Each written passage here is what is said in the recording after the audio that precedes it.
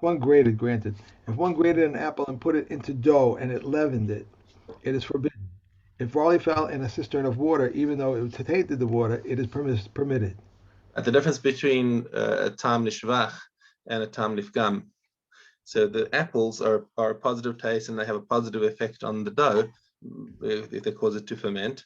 But Right. the barley that fell into the water gives it a negative taste. So therefore, it doesn't ulcer it. If one takes out of the oven warm bread and puts it over the mouth of a jar of truma wine, Reb Meir forbids, but Reb Yehuda permits. If Reb Yossi permits of wheat, I'm sorry.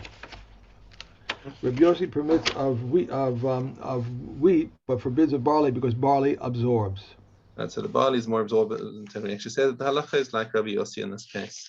Okay. If one heated an oven with cumin of teruma and baked in it, the bread is permitted since there is no taste but only the aroma of cumin. Okay, so again, that's another principle. A lot of these things that we see in Terumos, even though it's Terumos is seemingly inapplicable to our lives today, but in terms of principles of kashrus, these things are actually very significant because when it's just a smell, that's not the same as the taste.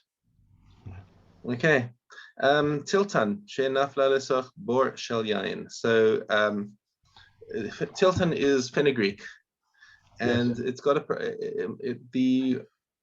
it's mostly used for its seeds, but the stems are also edible. Okay, so now we're going to see a few distinctions between different types of isurim and kedusha when it comes to fenugreek. So the basic case is that the fenugreek fell into a bore of wine, into a vat of wine. Uh-huh. You want to know how much do you have to measure against? Do you have to measure against only the seed, or do you have to measure against the whole plant? So the Mishna tells us, but truma over maaseh sheni. If the fenugreek is truma or it's maaseh sheni, which you're only allowed to eat in Yerushalayim, so Right. then im yesh bezerah kadei time, then you have to look at the seed. So if the seed is enough to give taste to the wine, then it's going to asa the wine, or it's going to give its kedusha to the wine. Aval lo ba'etz, but you don't have to count against the stems. Now, what if this is if this tiltan is shmita, is from the shmita, or it's kilaya hakerim, which is asa b'hana completely, or hekdesh, it's been dedicated to the temple. Im yesh bezer uba eitz kadeli 10 time. Then we count the stems along with the seed in order to determine whether it's not in time, and will give either kedusha shvius or will aser the wine. Okay, you with me? I'm with you right here. Great. Okay. Mishahayu lo chavile tiltan shel kilaya kerem. So now here again is somebody who's got some bundles of tiltan that were kilaya hakerim. They were planted in his vineyard and they became aser along with his vineyard. Yidaleku, he has to burn them. Okay. Hayulo chavile tiltan shel tevel. However, let's say he's got bundles of tiltan that just haven't been mastered yet, so they're tevel. Okay. Kotesh umachashev kamazer yesh b'hem. He only has to take maser off the seeds. He doesn't have to worry about the stems. Okay, so he crashes. So basically, he crashes them out and calculates how much seed is there, and mafresh azera, and then he takes out trumas and masras according to the seed, not according to the word. No need to give on the food because that's on the stems, because that's of a lesser importance. Im hefrish. Mm-hmm. However, let's say he took these bundles and instead of separating out the seeds first, he took out all these. He took out one bundle of whole fenugreek and called it truma. Im hefrish. So he already took it out and said, "Oh wait, I didn't realize the halacha is that I can yeah, I think even if he says I didn't realize the halacha is that I don't have to give on the stems. So I'll just take out I'll take from what I've set aside. I'll take out the seeds and I'll take back the stems and just give the seeds as trumas and masras. Rather, he has now that he's designated it truma. Because the stems are kind of in a gray zone, lechatchila you don't have to give truma on them, but because they are edible, you can call them truma. And once he's called them truma, he can't uncall them truma. You got that? No, I'm not sure. It says he must not say I shall beat and take the stalks and give the seeds, but he must give the stalks with the Okay, seeds. so let's just say it again. The halacha is that he just has to give from the seeds. Right. The stems, the stalks are not significant, and they don't need to have truma taken out of them.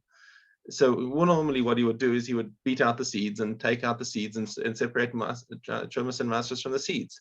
But here he took the whole plant, and it like he had a bunch of fenugreek, and he separated out from the whole plants trumas and masras, and he called it already truma. So then he So has to give the stalks. then he has to give He the has no stalks as choice. well. He can't now Right. take out the seeds and say those are okay. Right. Mishna Zayin. Now this is another principle in kashrus over here, where you've got you had truma olives that he pickled together with chulin olives. Now, if the case is that the chulin olives were broken open, and the truma olives were broken open, or petzui chulin im shleime truma, or they were whole truma olives and broken chulin olives, or b'mei truma, or even if they were pickled in water that had been used for pickling truma, because now the water or the brine has got the taste of truma in it. Oh, sorry. Oh, excuse me. Then the chulin olives basically become aser tuzarim as truma, because they are broken, they will absorb taste from Right. the truma olives. Aval shleime chulin im petzui truma mutar. If they So the are whole one. so if they are whole chulin olives with broken truma olives, then the chulin olives, we say, do not absorb taste from the truma, because they are whole. Did we mention the case? I'm actually just noticing that we didn't mention the case of if they're both whole.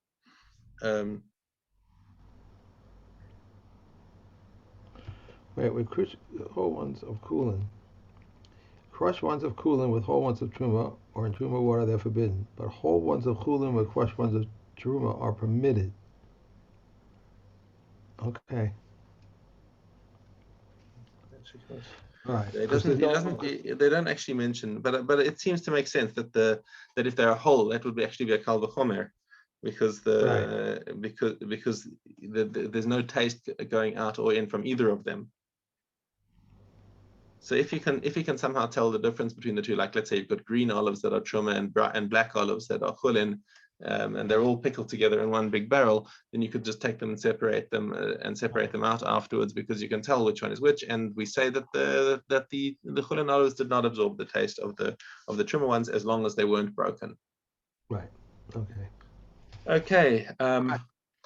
That's it. I'm afraid I'm going to have to Okay. and go to What's going to happen shul now. tomorrow? We're just continuing. So the new ones that you were going to do tomorrow, I should do myself.